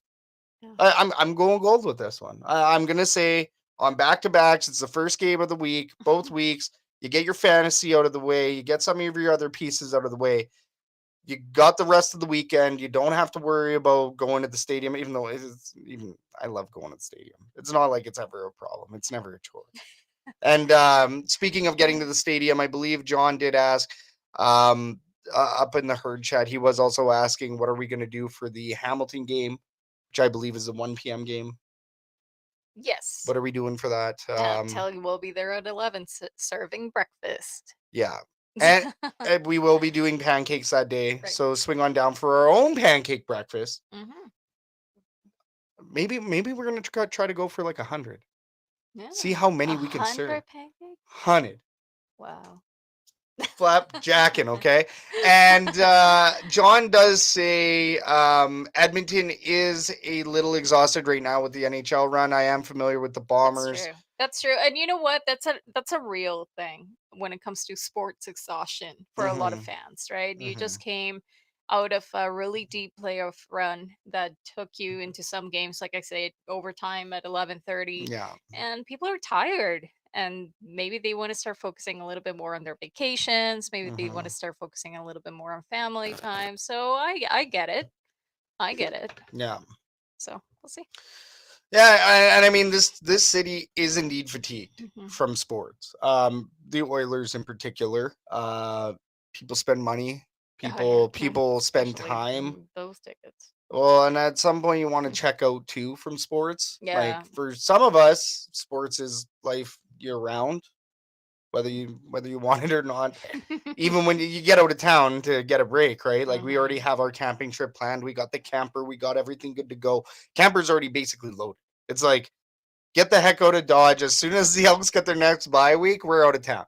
So I definitely understand where people in Edmonton can feel fatigued from the Oilers run, and then kind of going into this Elks season. And Elks the aren't Thursday starting game off. doesn't help. The Thursday home opener definitely does not help. Yeah, that's a tough home opener. You want your home openers to be a Friday, a Saturday, Sunday. Even that's pushing it. Ideally, you want a Friday or a Saturday. And at least it's at 6:30. Right. I would have a bigger problem if it started at 8. That's true. Right, we've seen those. We've seen those kinds of games for the Oilers. Yeah. I'm not a fan, especially during the week. But 6:30, it's not so bad. On an away game. Yeah. Yeah. But all right. You're not wrong. And yes, like I mean, more money than time in Edmonton. Yeah, I mean, like that's kind of a thing. Yeah. That's kind of a thing, right? Oh, yeah. Yeah, I wish you could just print time like you can print money. Oh wait, you can't do that either. All right, let's bring it into our final segment here. We're gonna open it up. Let's open up this fan forum. So tonight's fan forum is brought to you by the Argos Fancast. Join Clay, Will, and Sir Doug as they give you the latest from Argos land every week right here on Shotgun Sports Network. In this segment, we're going to talk about the hottest topics surrounding the Edmonton Elks and the CFL as a whole. Herd chat for the last time tonight. You know what to do. Let's blow it up. Let's get your comments and questions onto the show. And new for this season, we're going to be taking in some questions and asking them. So please do throw them in there, John. John Kirby, we already have that in our fan forum. We're talking about it. It's coming up as soon as I'm done this paragraph. But yes, we are going to talk about that. It is question number 1 in reference to the Eskimos fire truck. But to clarify, we do want the herd chat to throw in a question. So if it's not about the fire truck, please do, herd chat, throw it in there. Let's get it onto the show. Let's finish off our show with your question. But let's start this segment with ours. Yeah. Question number 1. Herd chat, you know what to do. Question number 1. The Edmonton Elks have brought back the iconic fire truck featuring the team's old name and mascot, Nanook. This leaves speculation that mascot Spike may have been removed from the roster. Should Nanook be the second mascot over Spike? No. I personally liked New Metal Spike. The new metal elk. New metal elk Spike. I thought he was cool. I personally liked it. I know, and I think the kids seem to like him a lot, and it goes back to it, right? It's that I hope that they don't decide to get rid of the elk logo altogether. Mhm. Maybe that becomes a third logo Mhm. that they have. They just once in a while they throw it in there because the kids really take to it. And that was one of the things that I was referring to. Some of the changes that we're seeing, some of the things that Larry is bringing back, trying to reclaim a culture, whatever it may be, and making some changes to make that happen with the fire truck, with Nanook, and all Mhm. of that. We know where that is going. But at the same time, like, you can't just erase a really big piece of your history, right? Germany. But anyways, you really can't erase a Montreal. lot of that has happened. The reality is that the Edmonton Elks were part of the franchise, and there's a lot of people that really loved and connected with some of that. Yeah. And whereas the mascots are great, I really don't agree with taking away some of them, right? So Mhm. why not have them all? Like I liked Spike. Spike was great for the kids. Um but no, Nook is pretty cool too. I mean, I never liked the logo, but he's a pretty cool mascot. But like, Three why? mascots for one team is crazy work. Like Well, 3 mascots is a lot. that would be, and it's probably the same guy too doing it. So I know that's not going to happen. But maybe if you have like fan days or anything, you bring Spike back or something. I don't know. I just liked him. I miss him. I don't see the reason why they had to bring a Nook back. That was a little weird, not gonna lie. Like, I wasn't expecting that. That was not on my bingo card. I knew about the fire truck. I just did not expect that they were gonna change the mascots. What I'll say is this, and I said it in the latest article up on shotgunsportsnetwork.ca. Recommend everybody go and read it if you'd like a little bit more of this conversation. But it was extremely weird as somebody that hasn't seen a Nook for over 5 years, going through the Edmonton Elks name change, getting Spike, getting this, going through all of these branding changes, and then all of a sudden the fire truck in a full in the original size. It's like suddenly they're trying to slap you with all of this. Well, and Like, straight up. it It was was just sudden. weird. It was sudden. It was really sudden, I and didn't it expect was it. I no. didn't. They got me too. They got me too. But So but what I'm saying is, like, you all of a sudden have this massive shift in branding mhm. out of nowhere. When we did expect some things, but I didn't expect the fire truck with Nanook on it, Nanook coming back, Spike getting deleted. Yeah, it is kind of like a slap. Well, and what are the kids gonna say? Like, who's this guy? Because they haven't seen them. They're not familiar with Mhm. Nanook. And then they're gonna be like, "What happened to Spike?" Right? And it's like, okay, well, now you gotta break the little kid's heart, telling him that Yeah, Spike doesn't exist anymore. yeah. Right? So it's weird. It was really weird. I don't think it was necessary. Maybe not so suddenly. Maybe a little bit more gradually if you're gonna go like that. But it certainly felt like a slap in the face with a Well, lot of these. give me the truck one intermission, then give me Nanook maybe, in give me another. give me time. Yeah, like, Like, don't just throw all of that. well, and what I will say too, John makes a really good point. I did hear a few kids say, "Where is Spike?" We asked our kids.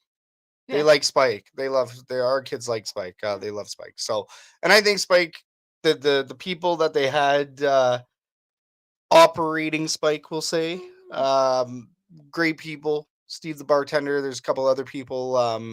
Yeah. There's really good people that donned that outfit. So it is a little bit disappointing. They do have some new nice gear with the Elks logo in the store from John here. And then John Hayden also says the trademark thing is giving people false hope. This is the history. We can't pretend it doesn't exist, but the team needs to make it clear on the name. We are the Elks. And Chris Morris did, right? Chris Morris did say we're not changing the name. I like what Andrew and Caleb, our friends over at the Turf District, said last night.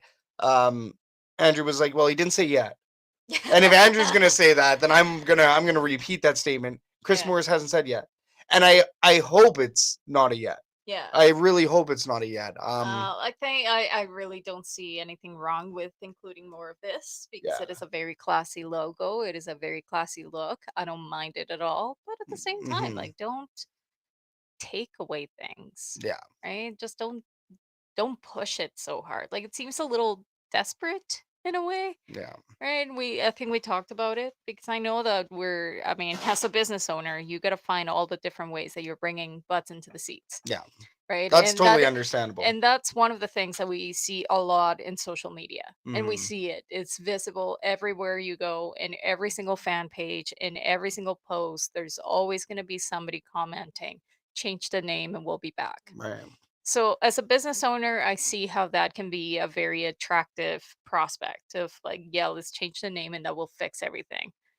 And that is a little naive. I truly believe so. And that's just grasping at straws. But at the same time, like, it feels like that's what may be happening. Like, you're just pushing it, you're being a little desperate, and you're bringing all these things back, and then suddenly giving all of the new fans whiplash with everything that is happening. Well, and we see Ken and John talking about it here in the herd chat.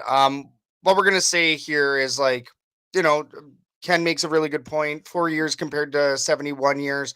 You know, there's multiple years of this history. Now, the product that I saw from the stands with the Nook being back, the Eskimos fire truck being back, it looked like the team that I watched 10 years ago, but then like a very sad shadow of it. Yes. Because it's a 14,000 attendance, which some Yeah. say that there might have Yeah. been 8 to 9 actually in the seats. So it's a really, really bad attendance. It's really poor play on the field. It looks Yeah. like extremely weird combination of the Eskimos and the Elks, and the team doesn't really have a lane, right? Yeah. Like that's kind of what's frustrating me about it. I don't get like I know that next year the team is either the Edmonton Elks or the Edmonton Eskimos. I don't We'll see. care. We're going to support see. either way. We'll see, because again, that's a lot of speculation, right? No, I'm We don't saying the know. team is going to be named Elks or Eskimos. Oh yeah, one or the other. Right? for sure. You got 100% there. Yeah. But what I'm saying is that I don't care what it's named. I'm going to watch the football. We're going to Yeah. have a show. I think my point is just how you do it. Yeah. You know, if you're gonna do a rebrand 4 years ago and then another rebrand 4 years later, you gotta take things gradually. Right? Yeah. That's not something that just happens from one day to the other. And that felt, like I said, a little bit like whiplash. Like, what's Yeah. going on? What's happening? But you also gotta think about the team in itself. And this is one of the things that we have heard before as well from some of the new players. A lot of these players that are in the team right now were not Eskimos. Yeah. They are Elks. Well, They were brought into a team that was called the Edmonton Elks. David So Beard, now- Jake Serezna, and Tanner Green, Sure, at least. there's were some. all Yeah, for sure. There's Elks. some for 100%, Right. but the majority of the team is new.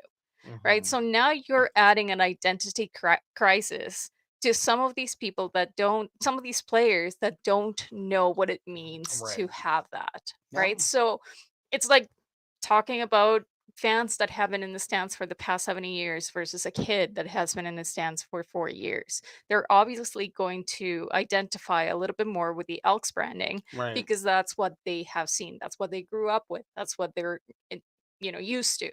Same thing with a lot of these players. They came into this franchise with that identity. So now that's another issue. Yeah. What is it going to become an identity crisis for the players themselves?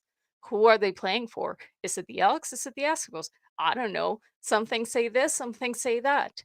Make it a gradual process and make that transition. If Larry's the owner, he can do whatever the heck he wants. Yeah. Right? But at least do it in a transition that doesn't feel like you're just slapping everybody across the face. And then now you're rushing into this. And now you have that. What if everybody that really liked the Elks now doesn't buy the tickets? Mhm. Right? So now somebody's always going to be mad. Somebody's always going to not be okay with this decision. If you're going to do it, just do it properly. This doesn't feel like a proper transition. No, and I mean, especially at the home opener. I mean, if we don't Mhm. see Spike again, then it's like, okay, well, you guys have gone ahead and made this change so early on. It would be a little bit surprising. I'll put it that way. The We do Edmonton have Larrys. yeah. Matt Soms in the herd chat. What up? See, and I agree with this 100%. Fan apathy is what's killing the team, not a name. And what creates fan apathy a lot of the time is the product on the field. Yeah. So That's it. Let me hit the applause for a second time. The cheer didn't quite do what I wanted, and the Edmonton Larrys. That could be a team name, right? John Hayden here does say we started being fans after the name change. Also does say if they're going to change it back, they wouldn't be releasing more Elks clothing. Well, the Elks clothing was already on order, yeah, right? So it takes that's time. It it, takes time for a lot of the marketing and the branding. Those things have been ordered, and you can't just get rid of a whole it's a bunch of 365-day yeah. journey to go from concept to creation and then Yeah. shipment and everything else. Well, But and that's just it. Now it feels with all of these things, like the fire truck and the Nook is like Larry's just pushing it to make it happen before the team itself, the players, the mhm. organization is ready. If that's what's going to happen. Well, and Once one of the scary possibilities is, what if this team's garbage this year? What if, the you have to hit that button and you have to change the name and all of this stuff. And then all of a sudden the team starts doing good next year and it's like, "Oh, look, it was because of the name." Like, that's I think Matthew Awanek over at EST, I think he said it best. If you have to watch football and cheer on football because of a name, then you know that, that's wrong, and that's not right. And you take a look at the hardcore Eskimos fans. Ken Shapka is one of those. You take a look at people that have watched this team for 50 to 70 years. You take a look at some of your biggest hardcores. You take a look at all of the older people that were in the crowd at that game. A lot of these people have just decided, look, like the name change obviously freaking sucks and we want our old name back, but we're also going to still support the team. Mhm. Even if we still call them Eskimos every day, even if you do whatever it is to keep your sanity on that and to keep on enjoying the team, people have found their own solutions to this. Yeah. Right? You do you on your own personal time. If you want to go ahead and call them Eskimos, by all means, nobody's stopping you. No, and look, the double E's are here. You can do that, right? Like, Yeah. I understand, and I came in as an Eskimos fan over 10 years ago, right? Been a fan for 13, 14 years down in Section X. And I get it. I get it just as much as the next Esks fan. But there's also a future to this club too, and I think Elks is a lot easier to build a future with than Eskimos. And I mean, I really don't want to go through any branding changes over here at the Elks Yeah. Herd and the Elks Call, which we do have our branding lined up. But oh, John, I like John's comment. We can't keep dragging out this conversation. Teammates needs to make a statement. It will change or stay forever. Yeah. And let's move on. And I think that's the frustrating part, like you said, about doing this so early and going for this big slap now, is because we're still in this for the rest of the season. Mhm. How about we talk about that? Yeah. Okay, let's talk about it. Question number 2 here in the fan forum. Oh. The Elks are starting their season 0-2 for the third or fourth time in as many years. Elks fans have been here before. This season's start feels all too familiar. Are we in for another long season at Commonwealth? I think so, because they definitely have some growing pains to go through. Mm-hmm. Right. So like once again, we just talked about this during the herd report that it takes patience. This is gonna take a while. They have to work on their playbook, they have to work on their chemistry. There's a lot of parts there that are still very new, very fresh. Mm-hmm. Coaches and players themselves are still learning. Yeah. It's gonna take a little while. So that's what's going to happen, and it's going to take a little bit of time. So I would say that yes, it's going to be a long season, but the only thing that I hope to see is improvement. Mm-hmm. As long as we're better than last year, and as long as every game is better, because if I remember last year's season, the frustrating part was that game after game the mistakes were the same. they were not learning, they were not fixing, they were not doing things better, they were not adjusting. That I'm not okay with. Yeah. So I'm okay with having a long season. Just do your work and, work on getting better every single time. Yeah, I think you make a really good point. The frustrating part about last year was seeing the team so close to winning, but could never get over the hump. Mhm. Right now, we have a team that doesn't even get it halfway up the hill. I mean, as far as getting it over a Insane. hump, right? There's nowhere to go but up from here. And like Matt says here, the Double E have probably the hardest start to the season. We see this BC, Montreal, Winnipeg. Like, come on, what do you expect? Like, we know what types of teams they are and what to expect in that regard. So even a really solid effort is an A+ in my books for that. Well, and last year I remember it now. Saskatchewan was our home opener, Mhm. right? Yeah. We were in BC to start the season, I believe, for the third or fourth time in 3 or 4 years. Mhm. And then I think we also didn't have a Calgary early on. I think it was like an Ottawa or something like that. Mhm. So Ken over here says that I think they will get it together by game 5. book it. I like that. I I like like that. it. I have it down to game 6. Mhm. And they did. Somebody did ask Carter over at Canadian Football Central maybe to kind of add on to this a little bit. We do have a little bit of time here, but Trey Ford. At what point is Trey Ford's starting role in jeopardy? Mhm. At what point? What game? Mm, I think it's around that 5 to 6 mark that Mm. Ken's talking about. Mm. They have to get it together by that game 5, Oh, 6. they have to. They have to 100%. But then what if they don't? But the thing is that it doesn't fall on Trey Ford just yet because we have seen it. He Yeah. does some really good plays and then some really bad plays. There's no consistency there, right? Mhm. So, and I mean, I hate talking bad about past quarterbacks, but it was a different story, say with MBT, that it was just consistently bad. So, at least with Trey Ford, there is that hope that Yeah. he will clean it up, that he will become a little bit more disciplined. Maybe he'll work with the coaches a little bit more to have a playbook that is centered around his style of play. Maybe develop a better relationship with the O line so that there's more trust, right? There's a lot of things in there. So Mhm. unless we just see that Trey Ford is absolutely having horrible games with no magic in there or no real good plays, then at that point you're like, yes, this Yeah. is an issue, right? We all know that Trey Ford is still in development. He still needs to learn. So Right. that might take a little while. But do you think he could get benched for a game? uh, Because I know don't- that the Elks are riding with Trey Ford, and this oh, is what I said was they're obviously riding with Trey Ford, and they're going to ride with him yeah. as much as they possibly can. But if you need a conditioning stint, Mm. if you need a sit from the sidelines type of I scenario, don't think they should.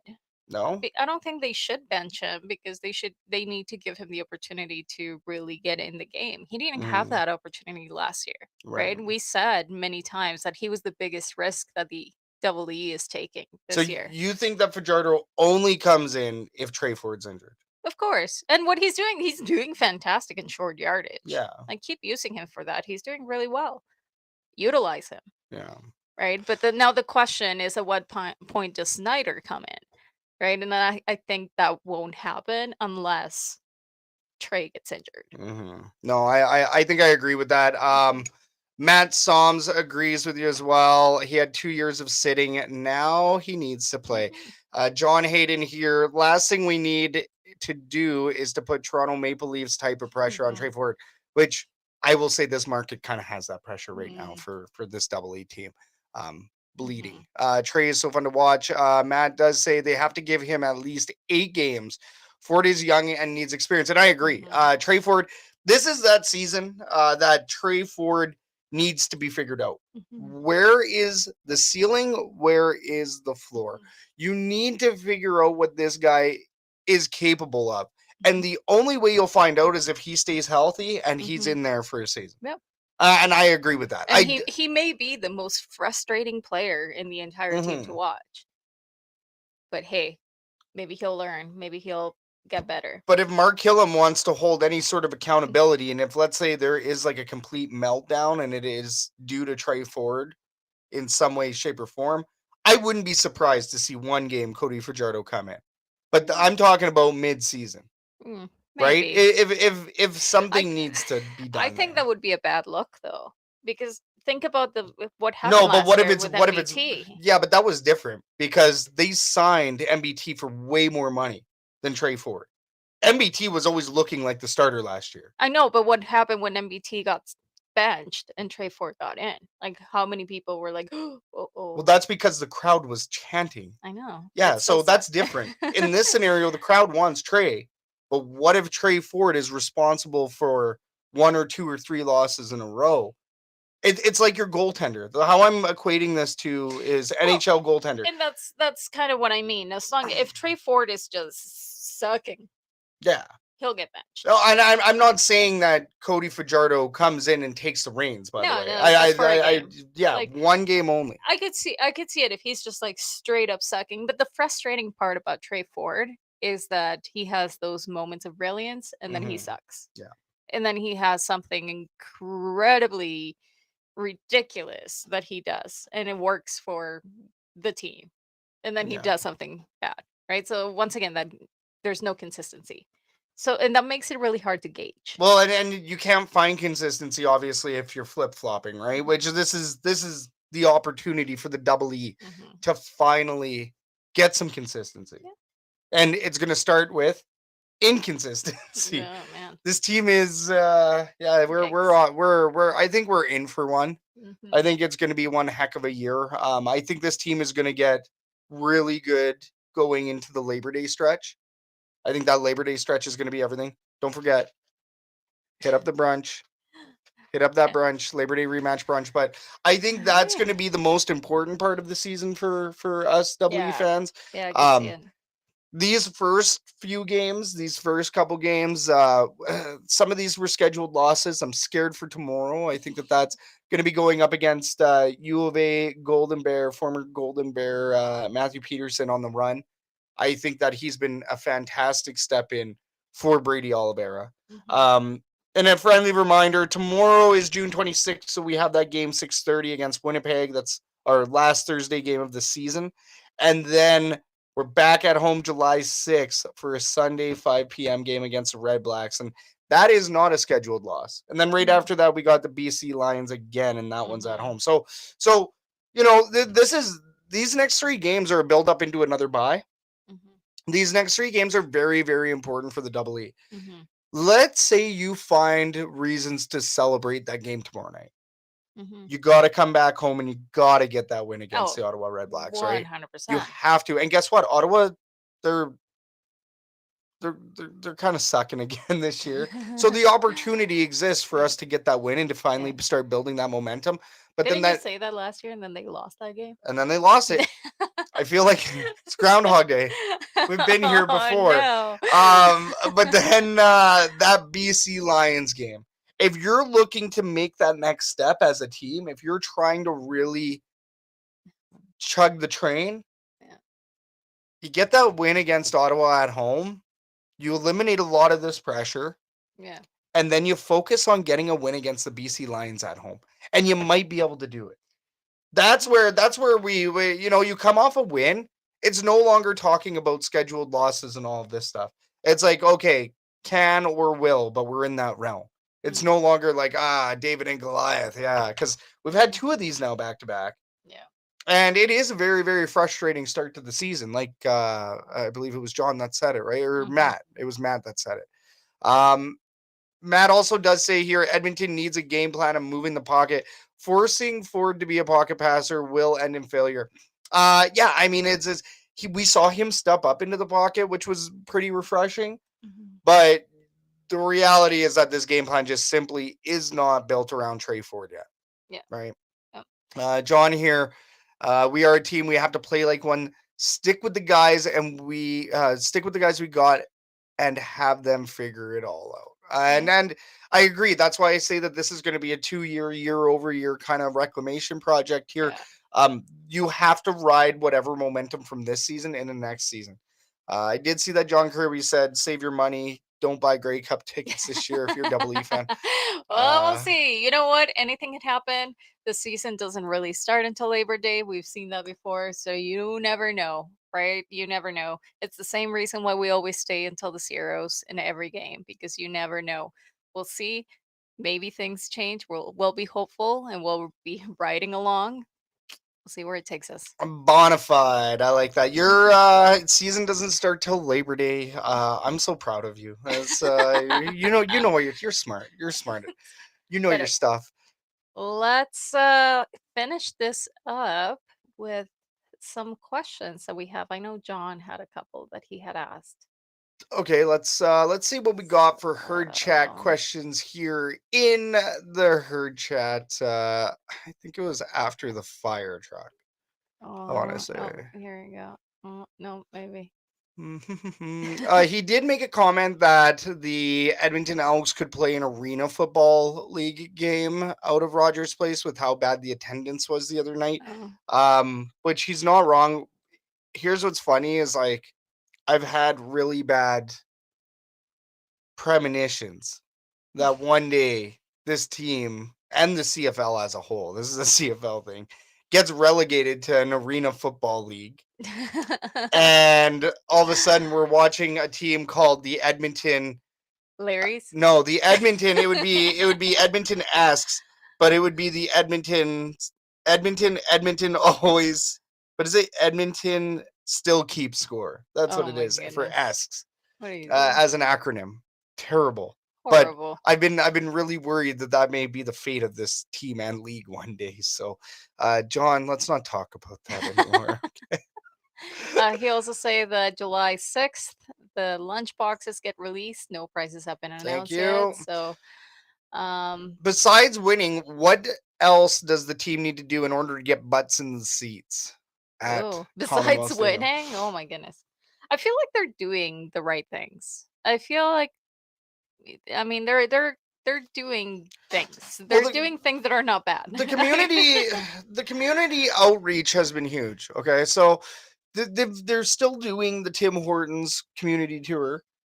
They're still getting out into the communities and talking and doing all of the things that have made them great over the years, right? Yeah. It's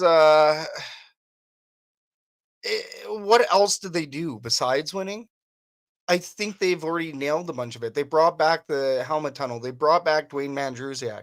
They brought back Bone. They brought back the stripes. They brought back the gold numbers. Even with the community, you can tell that they're trying, right? You can tell that they're pushing for things. Like even in the tailgate, they have the beer gardens in a very smart location. They have a lot of activations that I think really are doing things for them. But the sad reality is that unless the teams are winning, that's what's gonna take. Well, the Elks are actually doing everything they can. I like John Hayden's comment here. He does say they need to learn to sell. You know what? They don't have enough of a sales force. I like that. If you want money, you spend money, and Larry Thompson has been spending the money. I will say that they have increased their team. They have increased their team. They have hired some people. Yeah. But pardon me, John does also say they need more reps and more personal relationships and make the experiences special for these new folks. I like that point. I really like that point. You know what? I agree with that for sure. I think that maybe in the good old days, the tickets sold themselves because that's what happens when you have a really good product. But when you don't, you really, really have to push those sales. So gotta work on it. Something that we talk about off air, off the record. Something that we talk about is perception and sports and entertainment and perception of customer to product. Okay. People have no problems going to these playoff games in Edmonton at Rogers Place, right? At those kinds of prices too. You said it, okay? Prices are a little bit high. Let's say that. Let's be nice about it. Prices are a little bit high. Dollar value is very high. Your entertainment factor is high, but the team's winning. the teams in the playoffs, the teams in the Stanley Cup final. When your team makes it to the final, you take a look at the Winnipeg Blue Bombers. Oh yeah. Your team makes Everybody it to the will final. be there. Everybody gonna be there. Yeah. If you have a competitive team year over year, people gonna be there. You have a number one quarterback in the league. Yeah. People are gonna be there. You have the best player in the world. People gonna be there. Push it. John, They need hustlers. not people with a damn degree and a tie. I like that, John. Yeah, they need some street folks. I like it. Yeah. Matt Som says stadium. I think that might be a point. Game day needs to be an event. Move the team to Clark. Bold. Ooh. Bold from Wow. Matt Som. Bold. BOLD in capital letters. Interesting. Prices are fine. People are paying $1,000 a game for the Oilers. Group seats are starting at $20. Yeah. No. Totally. So going back to the perception though, people will complain when the team's losing. Mm-hmm. People don't complain when the team's winning, right? People aren't even willing to spend the $20 at an Edmonton Elks game because they believe that the team's going to lose. You go to the Oilers game, people are spending whatever money because they believe that team's going to win every single night. Yeah. And as soon as the Edmonton Oilers no longer win, as soon as they start going through bad years, you're going to hear all the complaints. Mm-hmm. Because that's what people do. People complain when they're not getting the value that they think they deserve. Mm-hmm. And as Ken says, we also need better representation on radio and TV. You should not have to search for EE content. 100%. Definitely. It's Yes. And I mean, there's some radio stations that push it, but that's mostly because those are sponsors, or they have Ryder as the in-game host. So yeah, you get a few radio stations, but it's not up in your face like NHL, or it's not up in your face like even NFL. No. Right? So yeah, I agree. Yeah. No. And more ads. I haven't heard. I listen to 880 Chad.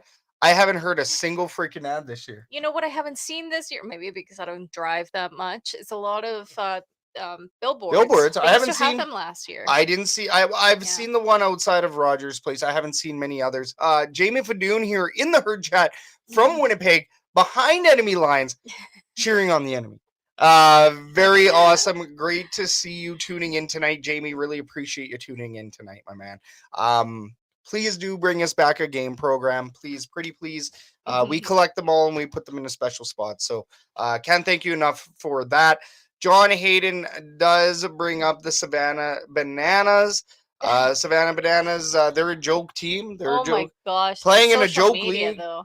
And their media is great, right? Their social media is fantastic. You know what? I recently started following an Australian dealership for cars. Because their social media content is hilarious.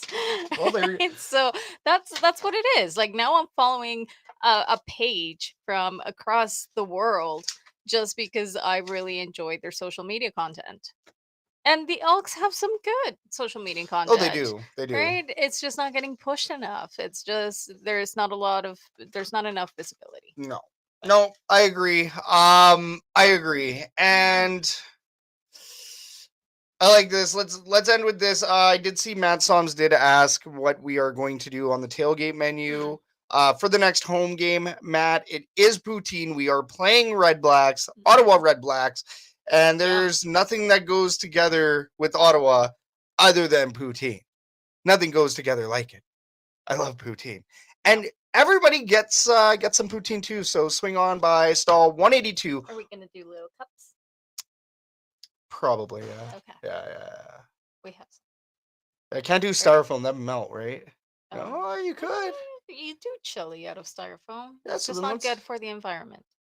Well, we got a But lot. we got like 400 of them, so we gotta get rid of them. Yeah. So yes, you will get your poutine in styrofoam cups. Breaking the law. And then I like we're gonna end the show on this comment. John here does say, I would love to work and teach them how to hustle in Edmonton. Got to be way more aggressive. Social media is lacking. Going to Pete's Drive-In. Yeah. In Calgary is blah. Yeah. Interesting. Okay. I think that's end of show here. We are going to wrap it up. This went 2 hours. This was a good chat tonight. Mm-hmm. We're tired. Yeah. I want to go to bed. If you are down in South Edmonton tomorrow, I will be kicking around Love Pro Wrestling's event, which is the Clandestine Wrestling Society event. $10 tickets. Come on down. Come check it out. It's a great time. But there is also an Elks game going on at the same time, and we definitely don't want you to miss that. So, pick your battle. Choose wisely. But Watch the game. Watch the game. Watch the game. What is it? Lick the bowl. You only live once. Lick the bowl, right? Near the toilet. Al McGill does say, "Let's go Eskimos." We will say, "Let's go Elks." Let's go Esks. Let's go everything in between. Big shout out to everybody for tuning in tonight on this episode of the Elks Call. This has been an absolute blast. We see all the viewers on right now. We can't thank you enough for watching live tonight on Shotgun Sports Network. And if you're listening to this, which could be the EST replay on Friday, you could be listening it on there, or you could be listening to it on Apple Music, Apple Podcasts, Spotify, iHeartRadio, TuneIn Radio, or wherever you get your podcasts. From the Elks Herd, my name is Scout, aka the rep from Section X. And I'm Catherine, aka Devin Elks. We are the Elks Herd. This was the Elks Call, and we will see everybody on the next episode next Wednesday at 8:30 p.m. Cheers, everybody. Have a good night. Oh my goodness.